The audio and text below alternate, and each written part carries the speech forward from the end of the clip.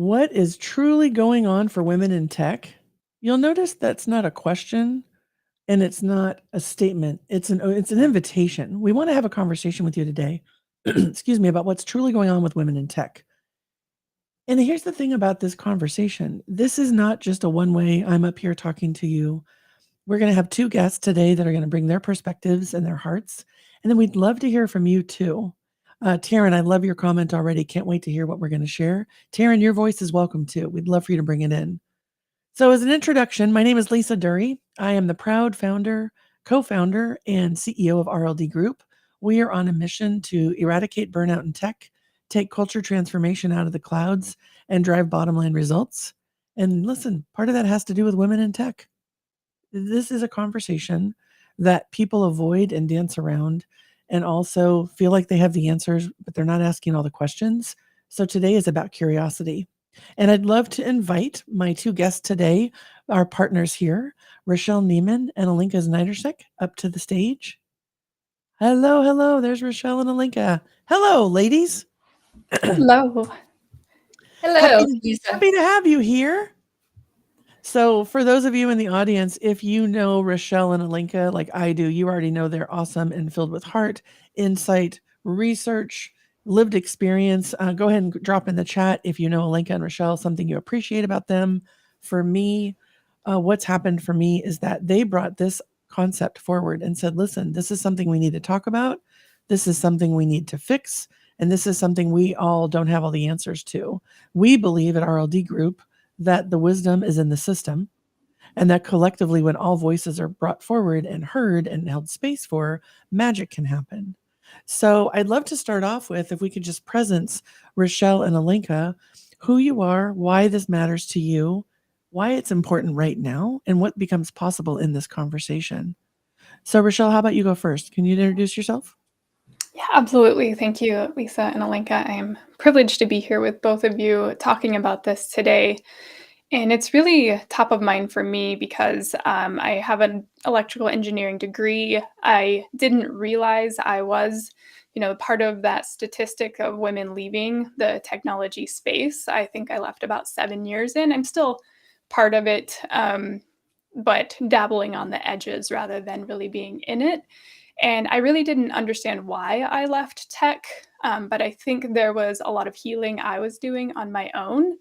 And it required me to take a step away from that space, the environments that I was in, to be able to put some distance between me and the toxic patterns that I had been holding on my own and seen around me. And so I think it's really important for us to start to presence this so people, women especially entering the tech space, can understand all the dynamics that are there, as well as bring a lot of people into the conversation to help us find solutions to help all of us feel more empowered and from a space of well-being in the tech space. Okay, I just want to say that I didn't realize I was one of the statistics, that I didn't realize there was a pattern. I just thought it was just my own experience, Rachelle. I think that's really a big deal. And the thing that I know Alenka's going to add her perspective on this too, is that when you're in it, you don't even know what's going on. You're just in it and it feels personal, right? So I'm just really, really grateful that you said, hey, let's bring this forward and talk about it. And instead of rolling out a program that, we're going to fix it all, let's do another mentoring program, right? No, you said, let's go bring the voices in and let's figure out how we collectively can address this through, basically I, we, us, individually, team-wise, and system-wise. So thank you for sharing your story, Rachelle, and I'm really glad you're here. Thank you for the opportunity. Yeah, for sure. Alenka, I cannot wait to hear how you introduce yourself, what becomes possible, and why this is important to you right now. Thank you, Lisa, for opportunity to share my voice. And thank you, Rachelle, as an engineer being in this space with me and creating opportunity how we can bring a change in this space. My love is technology, and I have an engineering PhD, electrical engineering. And my journey started with the research and really having the passion to change the world. However, I changed my career towards the leadership in startups, where I realized that I didn't give myself permission to really think about my feelings, my emotions, being a woman in this space, bringing the women qualities to the leadership. As a leadership, I was more awarded with achievements, with the results, we're really pushing the people towards the due dates. And whenever I talk about the people on the other side that I really deeply care, there was really not a lot of appreciation from my top leadership. There was a point that I nearly burned out when I needed to give myself permission to pause and stop. And then my opportunity to change and come to the US as a family, bringing to the space where I allowed myself to bring much more personal exploration, discovery. And I find out that, in fact, my passion is to help people in tech spaces. I see so much value where people are valued when you see the people creating and not pushing them towards the stress and the places where they really burn out when they cannot really deliver creative, innovative solutions. So I see myself, and my space is bridging people and technology, bringing more hearts to the technology. And what I say is not a revolution, is evolution. Because we cannot really change everything, but we can bring women in tech, especially passionate for change, not only the tech spaces, but also for the world, for the better, and share the voices, their perspective, and collectively come to the action, be the ambassador in this space. And not only, as I'm seeing from all the statistical analysis, talking about the challenge, but also bringing the change in a shape of evolution, keeping what is good and changing what's not working. So thank you again, and I'm really excited to work in this space, because this is really my heart and my passion to help people in the space of technology. You know, Alenka, when you share your story about burnout, I can't help but not want to just hug you. Having my own burnout story, and I know Rachelle has hers too. One of the things that what you just said is the evolution, right? And I think the world is evolving so fast with so much change that this is exactly why we should be having this conversation right now. Because if women were burning out before and leaving, we have statistics to share today, which we will, but fundamentally, they're even more burnt out. It's even more pressure. It's just rapid evolution and change. So I'm just so inspired by you and Rachelle saying, in conversation with me over time, let's not just roll out a program because we're passionate about it. Let's co-create a program with all the voices involved so we can support the evolution. And I think it just speaks volumes to, what many people might call feminine leadership, right? Versus when we look at just being a conscious leader, one of the things that always stands out for me is inclusion, belonging, nurturing, empathy, compassion, heart. Sometimes that's just labeled feminine leadership. I really think it's leadership, right? But it's just through different lenses. And so today, while we're talking about women in tech and having a candid conversation, I really do want to invite everyone's perspective, because they're all welcome here and we're working on this together. So I want to give a appreciation to Marcia. She put, so grateful for each of you, Rachelle, Alenka, and Lisa, for sharing and leading with your strengths to support all of us. Thank you, Marcia, for putting that in there. Why don't let's put some statistics out and have a conversation, shall we? Shall we Rachelle mentioned a statistic. So Rachelle, are you talking about the 55% of women leaving the tech industry? Is that the one okay. So we're going to put up a statistic. 55% of women leave the tech industry 10 to 20 years into their careers, and that's 2 times the rate of men.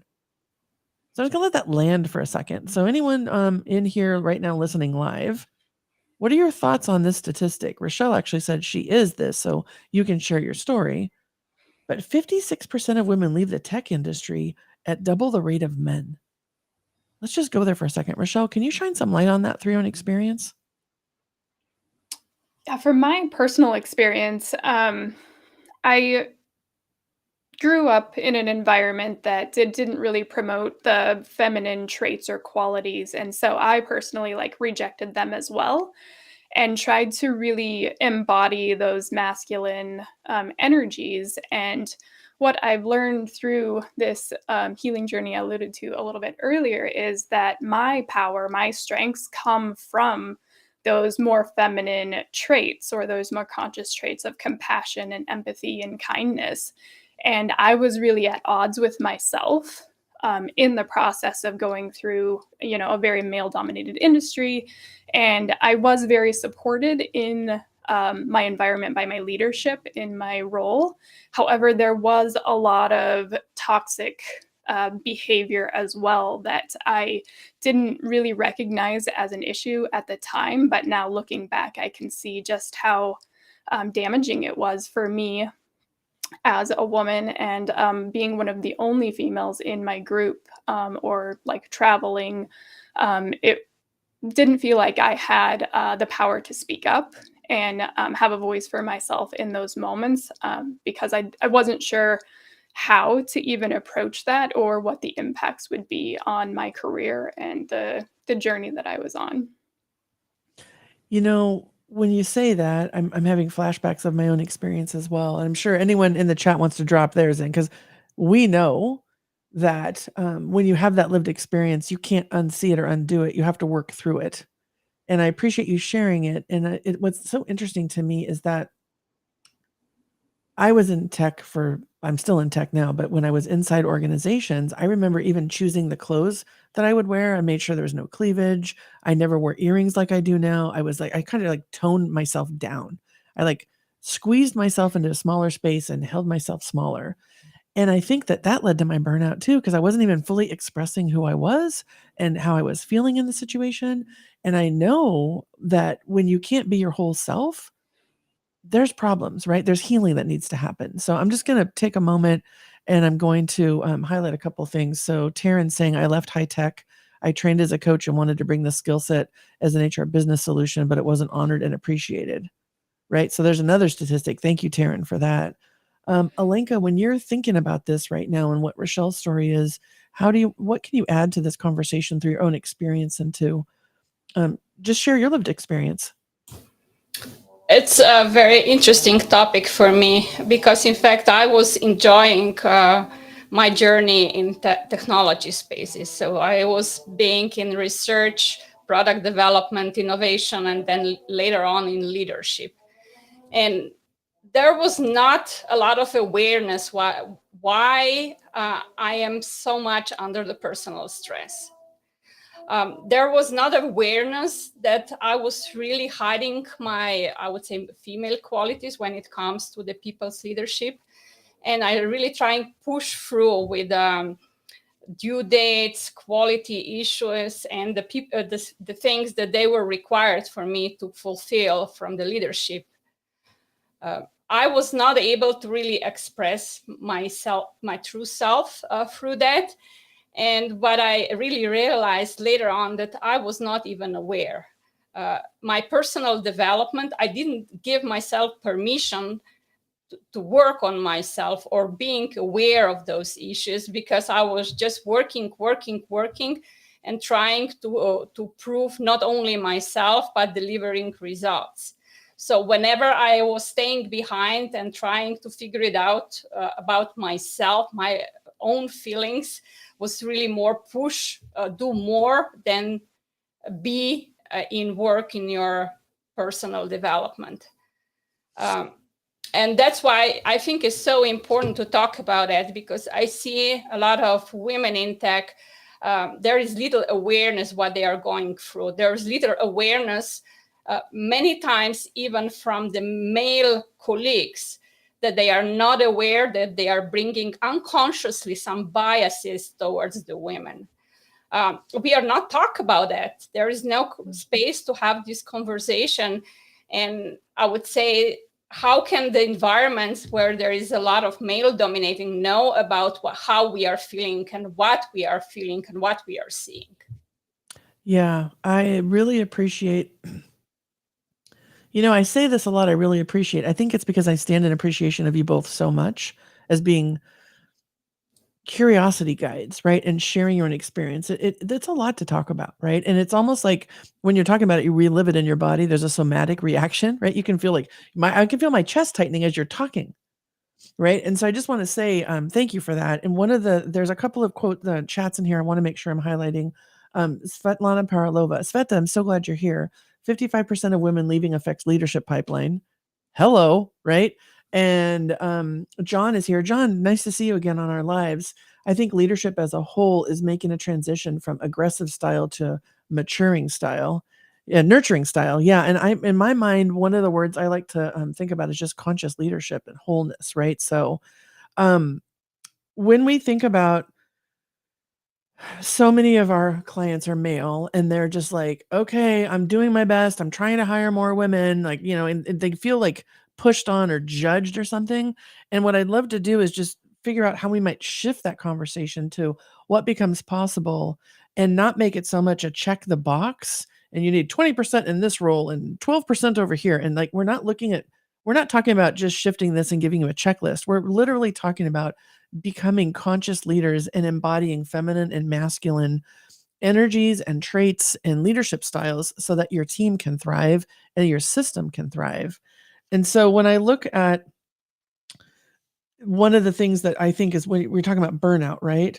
So there was a study that Alenka was quoting to me earlier about revealing the significant gender difference in burnout, with women engineers reporting higher levels of burnout than men. And so when you talked about your experience, Alenka, and your experience, Rachelle, what's something that a leader listening right now could be doing so that they don't have amazing, brilliant, talented, passionate leaders like yourself in their organization leave or burn out? What is something we can do right now that's tangible? What are your thoughts? Rachelle, why don't you share some ideas? Sure. Thank you, Lisa, for that question. I think like opening up and using curiosity is such a powerful tool that a leader can use, especially if they walk into the curiosity with an open mindset and like a goal for a balanced emotion, no matter what they hear in response, and really giving space for people to talk about how they're feeling, what's going on in their worlds, how they're feeling about their work and their workload, and just really giving space for people to talk about what's going on in their day-to-day work without having any weight or any pressure on there being any outcomes based on that conversation and that curiosity. So using curiosity and questions, I think, is always a really powerful tool. Mm. When I think about that and I think about the always on, never good enough, we'll replace you tomorrow, everything's time sensitive, the hackers are coming or the competitors on our toes. Sometimes I think leaders forget that curiosity doesn't take a lot of time. Right? I don't think you're inviting them to spend an hour with each of your employees and ask them how they're doing, right? You're literally saying, spend 10 more minutes in your one-on-one, or start your one-on-one off differently, or read what's going on and be more curious and lean into how are you really doing, right? Is the work that you have on your plate too much to handle? What are the priorities? Let's realign. Or what would support look like right now to give you a chance to take a break? Like, I think the curiosity is what's possible, or how might we, right? I mean, you're so good with those questions. Is that where you're going, Rachelle, or is there another tip there?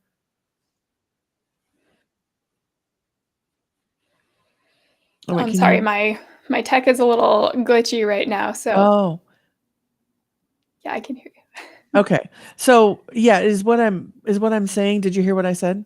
Were you able to hear me? Not the last part. Okay. So I'm going to let Alenka answer it, and then I'm going to come back to you and we'll fill in the blank just so I don't repeat it for our audience. But hey, this is the world we're in. Tech gets glitchy. Alenka, what are your thoughts on adding to what Rachelle and I were saying when it comes to curiosity being an opportunity to help the women engineers on your team and in your organization not burn out? How might leaders lean into curiosity? What's practical? What can they do? There are two things that I would like to build on Rochelle thoughts. First is that the leaders has to be aware how they are reacting, how they are feeling by themselves. It's first to be really present in all the work environment. Curiosity can come when you are present, when you allow yourself to slow down and pausing sometimes. Then you are a good listener and a good observer. So working on yourself to be present, to allow you to be present when you have any conversation with your people, not only women, but also, I would say, with the men, with your team. And then the second move is towards more the system or practices that you can incorporate in the daily work, where you can pause and join with the employees to talk about how they are feeling. Be curious. So not only that you are present, but also incorporate some practices in a daily workplaces, how to share, where is permission, giving workers, employee permission to slow down and to share. Yeah, I think that this is something that we really need to double click on, because in the data that we have within our organizations, you're all a part of this.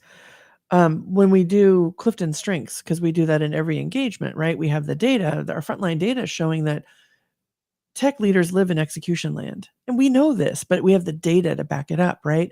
So there's a lot of high achiever, high responsibility strengths. And when you're leading through those, it's real easy to not slow down. It's almost like counterintuitive to slow down. You got to keep speeding up. And when you have the environment from, inside your own thought process to the whole world around always on, never good enough, where will we place you tomorrow, asking someone to slow down, you might as well ask them for like $1 million. Do you know? They just look at you like, what? And yet it is so powerful and so accessible. And when you slow down, everyone around you takes a deep breath, and it's almost slow down to speed up. Do you know? And one of the things I really appreciate about Rachelle is whenever we're in a meeting, we'll actually feel this, and then we're like, wait a minute, we need Rachelle. And she's like, and she'll just like lean on in and do it like a quick breathing exercise. And the whole team is like, okay, right? And so I think almost modeling that and opening up to that, because if you have this statistic of 56% of women leaving, or was a burnout one? Yeah, the significant gender difference in burnout of women engineers reporting higher levels. You need those women engineers to be thriving at work and at home. You want your designs to be without code problems. You want your teams to thrive. So here's the invitation. Take 5 minutes and slow down. Just, it's like, we're not asking you to slow down for a day, right? Susan Nelson, go slow to go fast. And Marcia is saying, how does your experience at work truly impact you in other personal relationships? So Marcia, I'm going to answer that in just 1 second, because listen, that's a whole topic we're about to unearth, right? So Marcia, I will do that. Someone else is saying it's so important to presence the feminine leadership of slowing down and sharing, right? Just connecting. Yeah. So let's go to Marcia's question, because this is a conversation and we're bringing the voices in. Marcia's question is, how does this affect, let's see, can we put that back up? Let's see real quick. Yeah. How does your experience at work impact you in other personal relationships? So if it's okay, I'll go first, and then I'll give you guys a chance to think about the question, because I can tell you it's everything. For me, when I burnt out, I was a shell of the person that I was. My husband has done countless interviews with me talking about how I wasn't the woman he married. My daughter will tell you I wasn't present with her. My team will tell you they were watching me implode. They were worried I was a ticking time bomb, and they didn't know how to talk about it. I was isolated. I was in shame. I was judgmental. I was ineffective. I couldn't find my car where I parked it. I couldn't remember like how to put a formula in Excel, like basic things. And so I wasn't even in my life. I mean, that's how burnout in tech affected me and my relationships. And I think that's why it's so important, because I've seen the damage that's done to relationships. And so, Alenka, how about you? How does it affect your relationships when you're on the path of burnout or feeling unsupported at work as a woman in tech versus having the environment that you can thrive in? Thank you for asking that question. my husband is also engineer. So when it comes to that I'm not feeling well in the tech spaces or even in work spaces, he will feel it immediately. However, our conversation will go in direction not anymore in the visioning and dreaming our future, but more about the really technical focus things. So it's like solving the challenges that they exist in the tech world. It's our conversation, and not anymore inspiring or thinking about the future and traveling around the world. When it comes to my friend, I remember so vividly when I left my first startup's work, when my friend said that I stopped smiling, that I didn't bring the energy to the conversation anymore, that I was not passionate anymore. And she said, we missed you so much, because I was normally the person that I connect people outside the work, and I was not there. So some my friends, they were really judgmental that I was not myself. And of course, I put it a lot of myself, because I was aware that I'm not doing that. I am consciously stepping away from the spaces and friendships. And I was hearing all those judgments. Then I start questioning what I am doing. Efficiency wise, I was pushing through. I was still efficient. Even I was in my gym at 9 in the evening. However, I was not aware that I was really very slowly burning out. Yeah, when you're saying with your husband, you're solving the world problems and sitting in engineering land versus thinking about your future as a family and what legacy means and how you want to be present. It is a dopamine rush to solve problems, isn't it? But it's also something we need to pay attention to if those are our dinner time conversations. So much of what you said, Alenka, I'm nodding and I'm seeing. And for any appreciation of what Alenka is saying, if you can relate, comment, share, let us know what your thoughts are on that too. And then Rachelle, how about you? To Marcia's question, how does it impact your relationships and community relationships and just your life outside of work when you're in an environment where you're not able to thrive? Yeah, the word that came to my mind was reactive. And we spend so much of our time and energy at work these days that it's almost like the family, the friends get what's left over. And so, unless I'm really mindful about how I'm spending my energy, then like they get the not best part of me. And those are really important relationships. And so, it's important to, I think, balance the energy that we spend at work versus with our personal relationships. And if our work is really draining us, or we are becoming more reactive at work, or really stressed out or on the road to burnout, then that will affect the energy we're bringing into our homes and with our friends and our other important relationships. And I become really reactive with them. And so that those traits that aren't exactly healthy in relationships, that unkindness, the blaming, those sort of things come forward, or I also withdraw a lot. So if I'm spending too much energy in one area, I'll withdraw from another.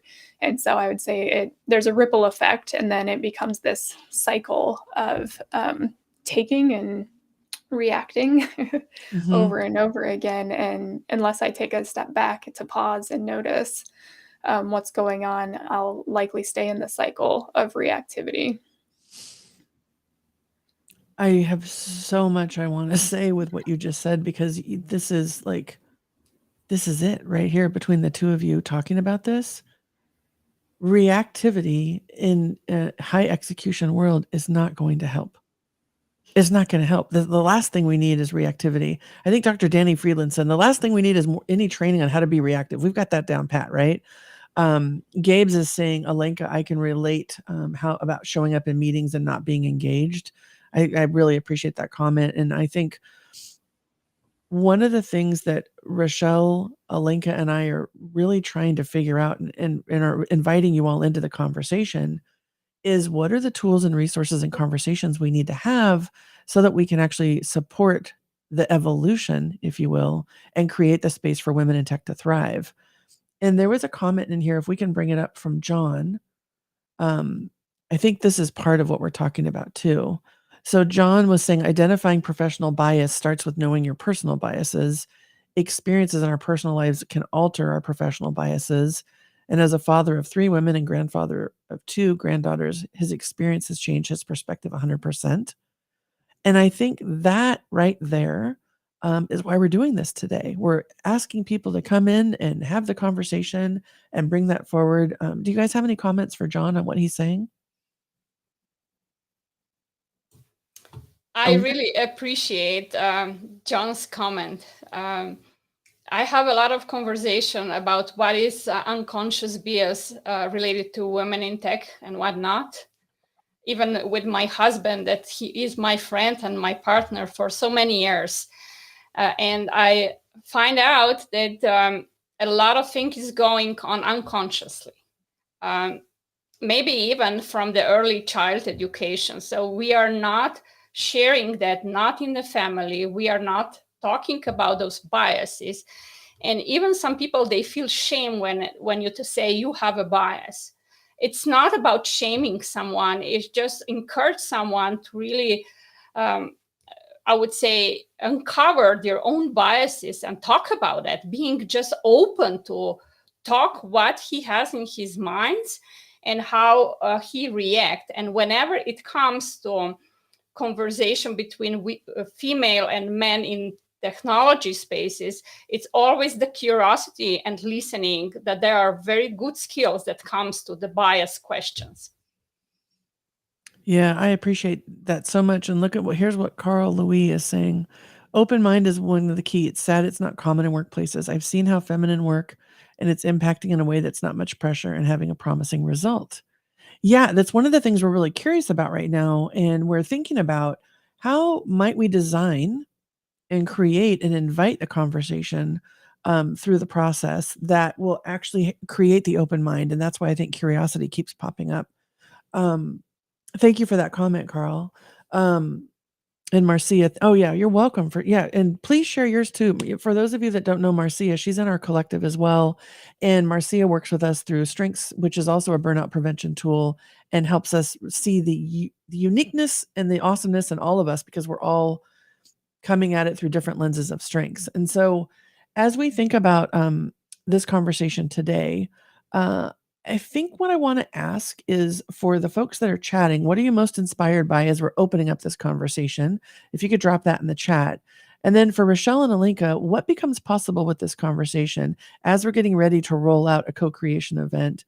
What are you inspired by and what becomes possible? What should people know about? Because this is the beginning. We are just starting this conversation. Rachelle, your tech is looking great. So something has happened and you're right back with us. So I'll let you go first if you don't mind. What are you inspired by? What becomes possible? And what should people think about as we start to open the invitation for our co-creation experience? I'm really inspired by creating collective wisdom and bringing in a lot of voices into this conversation. And I think we can get kind of stuck in the energy of blame and finding out what's wrong with things. But what I'm really excited about is looking at the possibility, looking at what we can do differently and evolve so that we can make a difference for everybody. I'm looking through the lens of well-being at the workplace. I think balancing these traits of feminine and masculine qualities is really important and will help the well-being of the whole. And so I think bringing this conversation forward and having open dialogue and bringing in a lot of voices and perspectives can only enrich the evolution that we can go about creating if we implement what we discover through these conversations about possibility.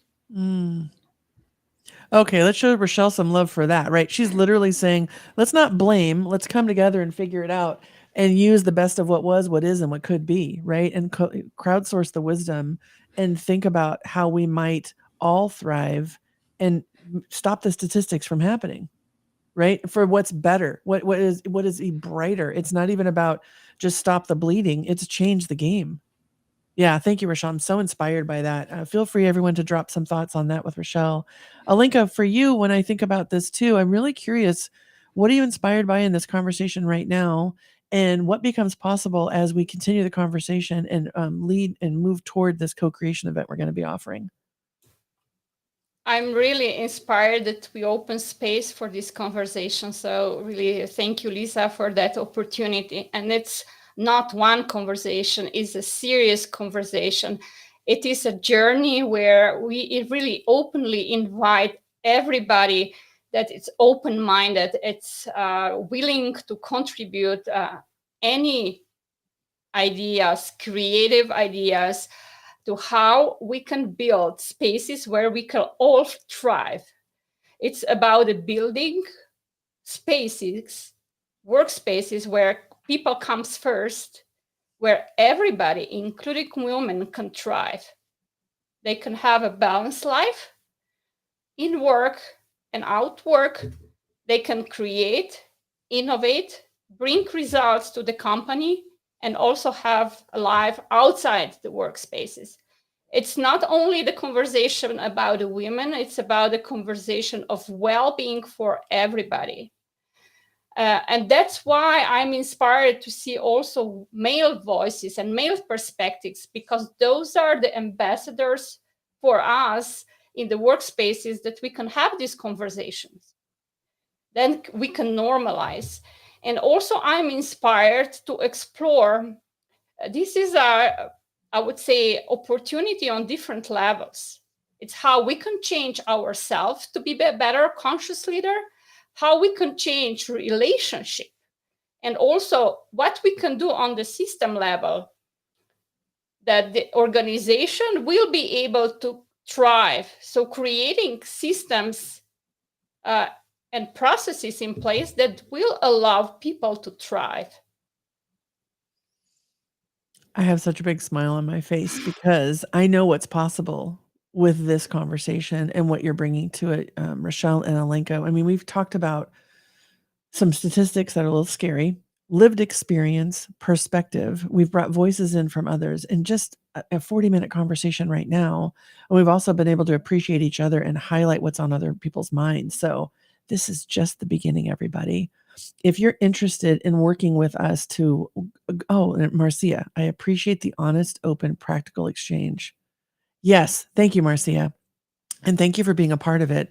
What I was about to say is this is the invitation. Please join us. Click the bell on my profile on LinkedIn. You'll be notified when we go live again. Invite your team to the next conversation. Invite the people that you love and lead.